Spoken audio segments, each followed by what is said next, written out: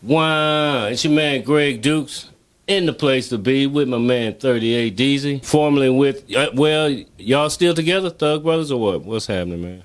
I mean, yeah, you know, it's still a group? It's always gonna be Thug Brothers. All right. Always, you know what I'm saying? Yeah. All right, let everybody out there know what's happening, who you are.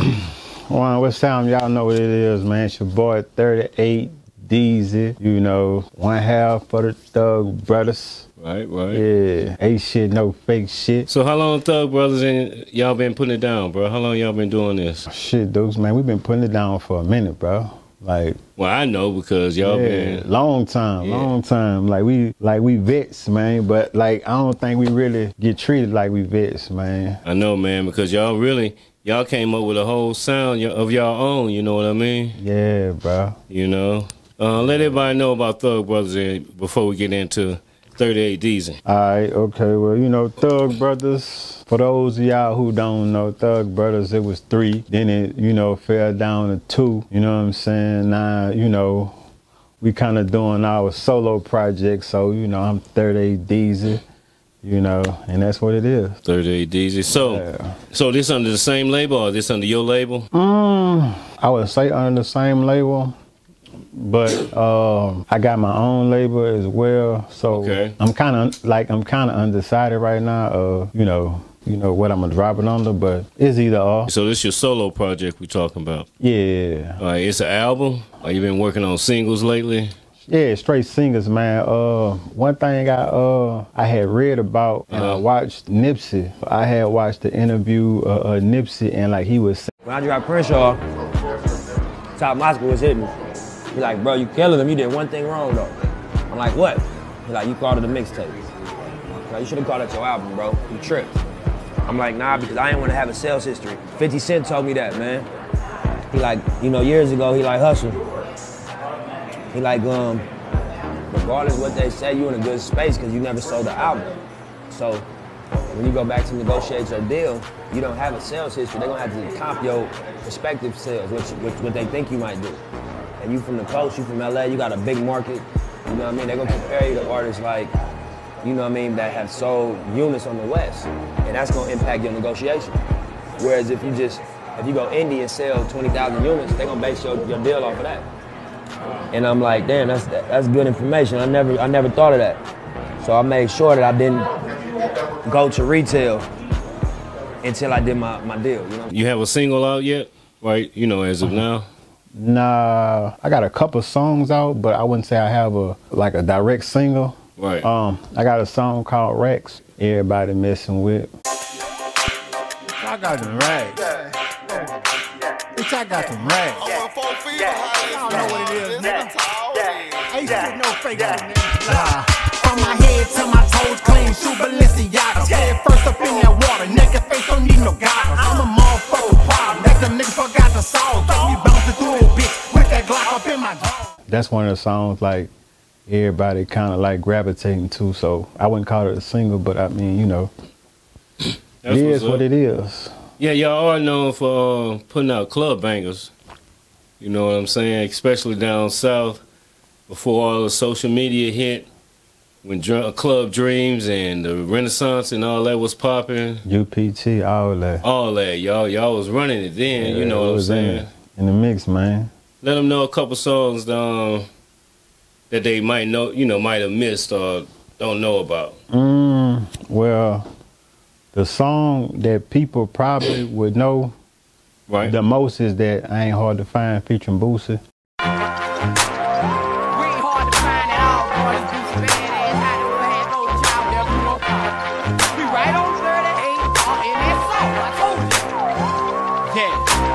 Hard to find, I ain't hard to find. If you're looking for me, nigga, I ain't hard to find. I ain't hard to find, I ain't hard to find. If you're looking for me, nigga, I ain't hard to find. You won't wreck something, nigga, I ain't hard to find. Size me up, invest me up, I bet your eyes slaughter mine. Crooked talking, pussy talking, really, they ain't raw as mine. Bring them that drama, ignore it, stop like we ain't saw the sign. You wanna wreck something, nigga? I'd heard like a lot of people talking about something like they thought that was Boosie's song. Right. But nah, it's Thug Brothers featuring Boosie. All right, so y'all gonna re-release that song?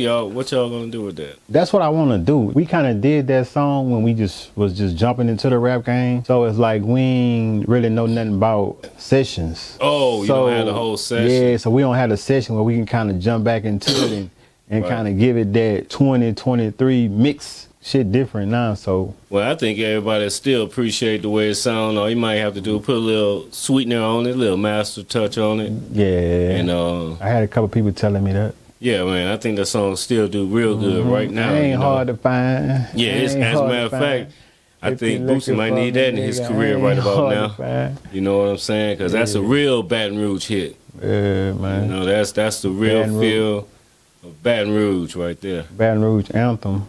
Exactly. We had one song called Gone Jig Then. That was the song that kind of really like broke us in. Yeah, I remember that song. We interrupt your program to bring your special news bulletin. We're here with Mr. Baton Rouge, Louisiana, a.k.a. Jigger City. And I must ask you, and I'm sure the whole world wants to know, who started this jigging?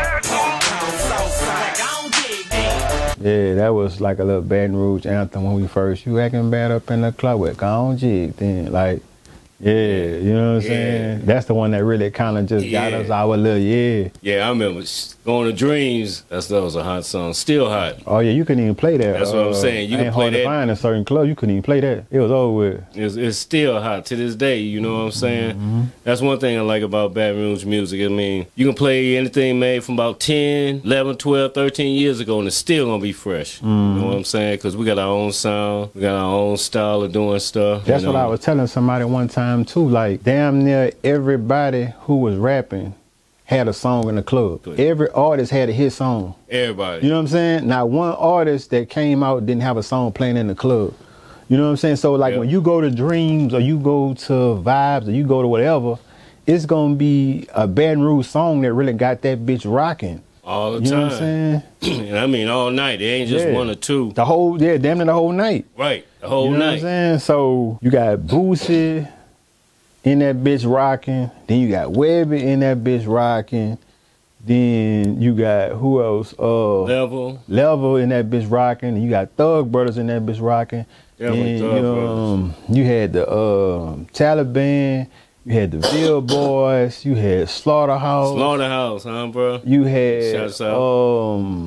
the dude, them nigga had that the Break Your Backbone. I don't know. Oh yeah. Like you had them. You even had my man MC Negro. Yeah, Out My Socks, Out My Drawers, NIP.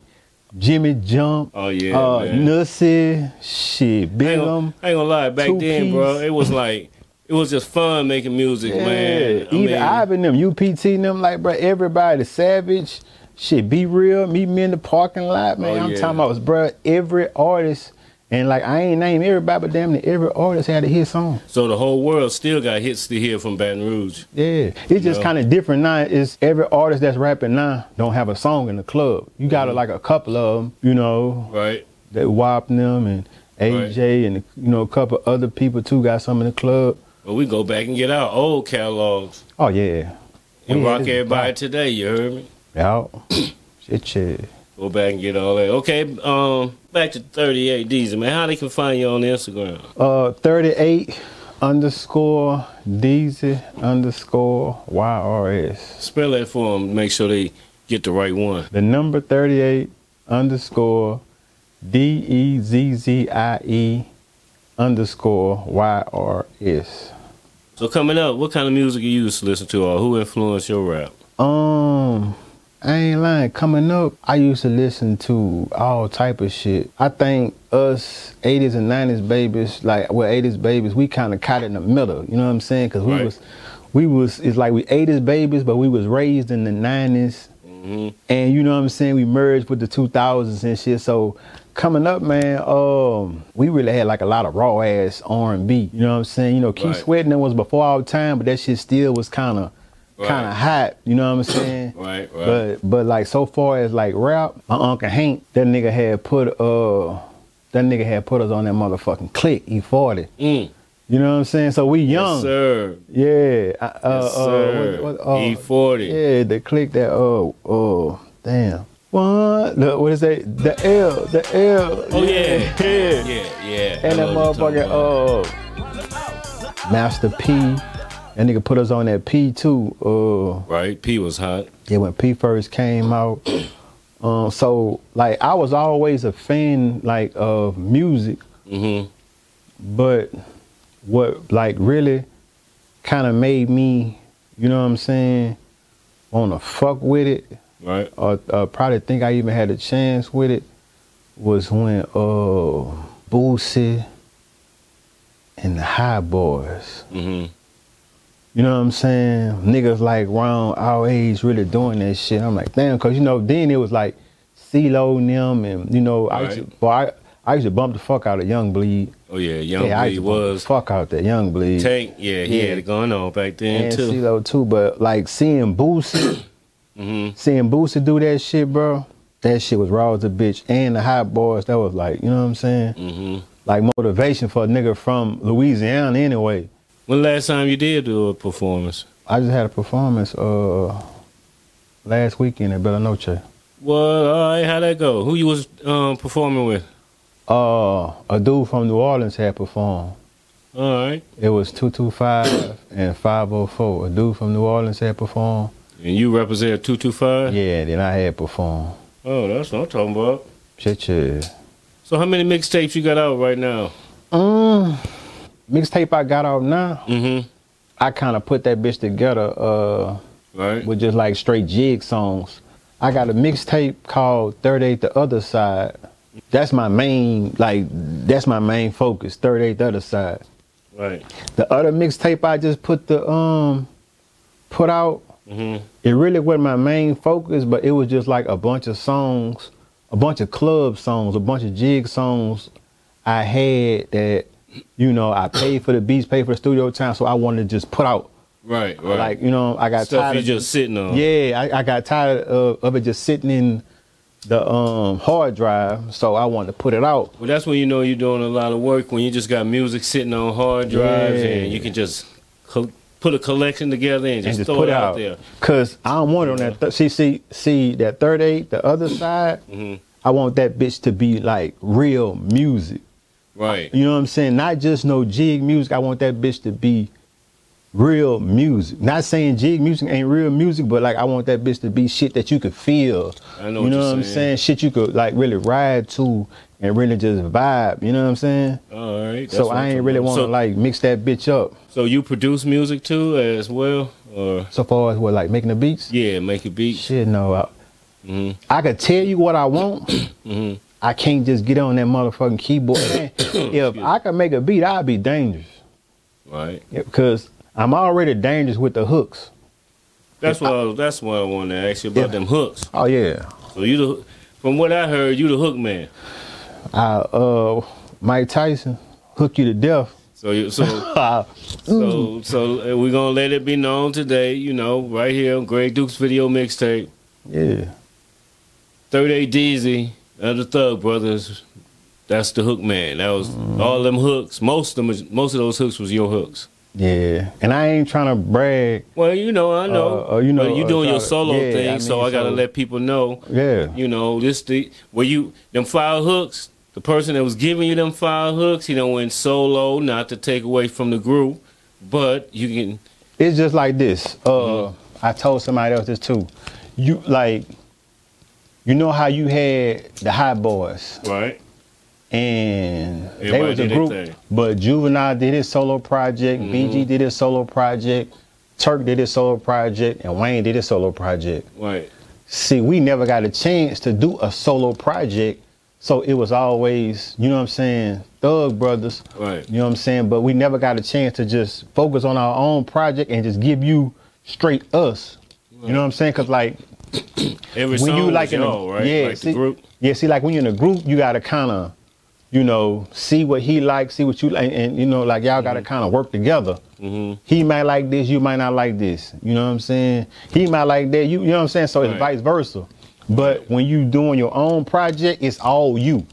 You know what I'm saying? That's what's up. I feel you on that. Yeah, so kind of like doing this here, if like y'all hear anything different, hear me coming a different way, that's just, it's all me.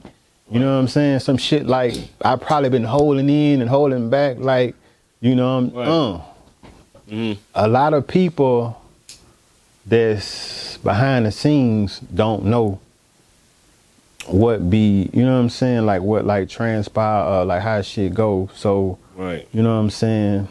Right.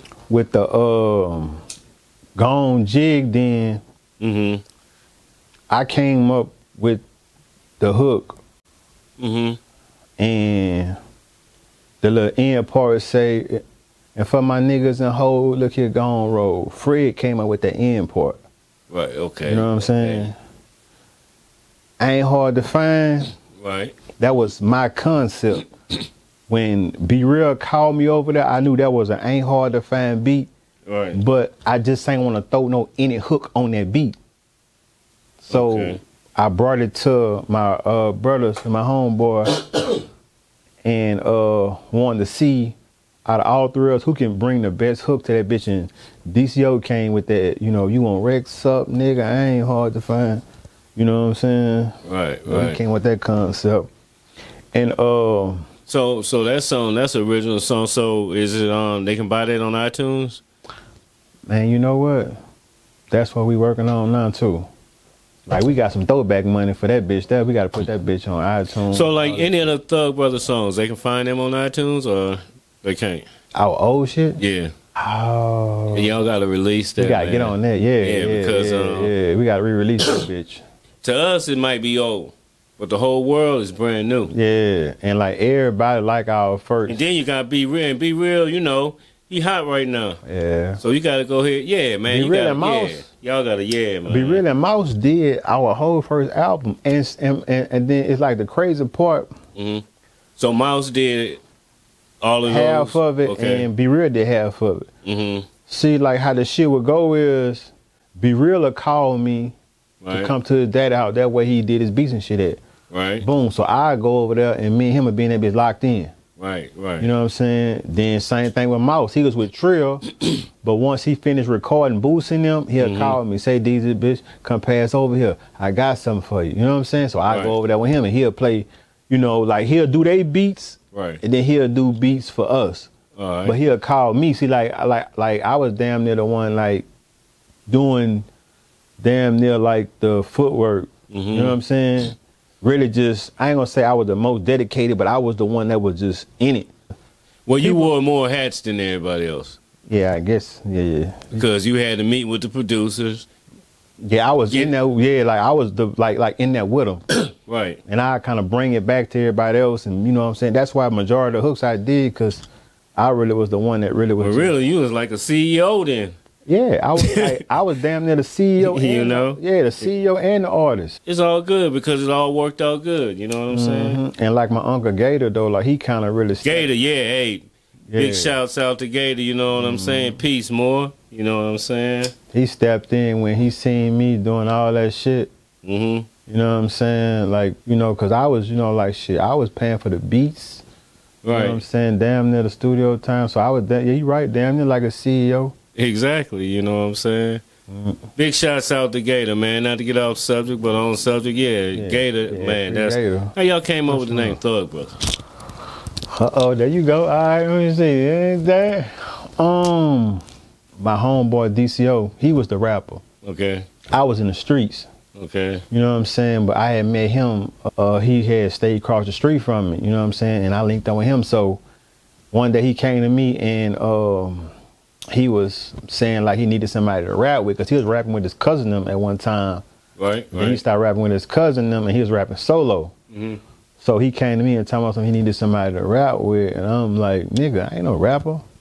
You know what I'm saying? Right. Like, he was like, man, like, I'll show you how to, you know, count the bars and, you know, all that shit there. Bruh. So it kind of was like, you know, vice versa. He showed me how to count the bars and all that shit. And like I said in the song, you know, I showed him how to, you know, in the streets, like, you know, maneuver in the streets. You know what I'm saying? So, like, that's how the whole rap, like me becoming a rapper came about. Like he needed a rapping partner. Right.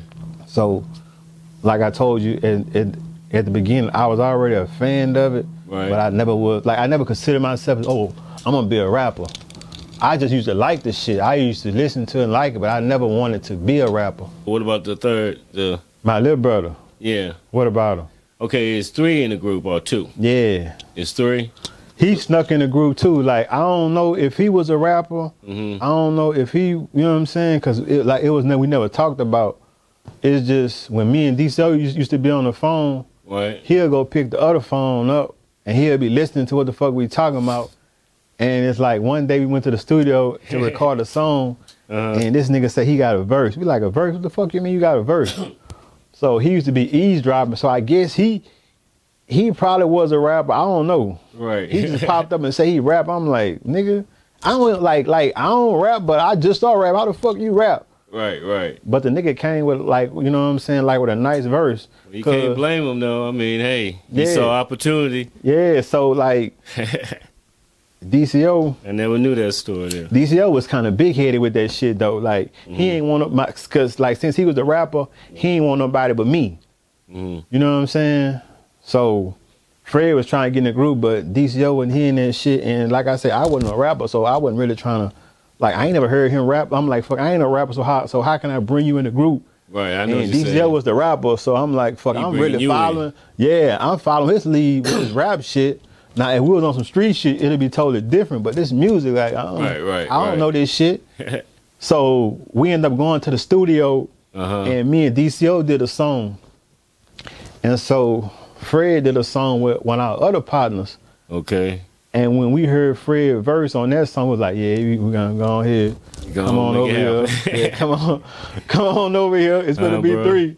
Fuck 2, it's gonna be 3. Like, you know what I'm saying? Right. So that's how he really came a part of the group. But we wasn't Thug Brothers then. Man, I don't know. Like, we was sitting down and trying to figure out, we was trying to figure out like a good name for us, because me and Fred real brothers. Right. But DCO just our homeboy. Right. So that's how the Thug Brothers came about. Like, you know how you in the streets and we not real brothers, but we Thug Brothers. You know what I'm saying? All right, well, there it is. You know what I'm saying? Yeah. If you know, if y'all can understand, you understand. If you can't, you can't. Yeah, you be all right. There it is. You know what I'm saying? Shit. That was a good question, though. Ain't nobody never asked me that. Damn, that was a good question right there. Hey, man, it's been nice chopping it up with you, bro, and we're going to do this again because we still got more to talk about. Yeah. You know, this is just the beginning of it, you know? Oh, yeah. All right. So, until next time. Y'all be on the lookout. Hold on. Y'all be on the lookout for all my new music, man. You know, I got the 38 The Other Side, you know, that's dropping soon. And I got damn near 10 videos out right now. And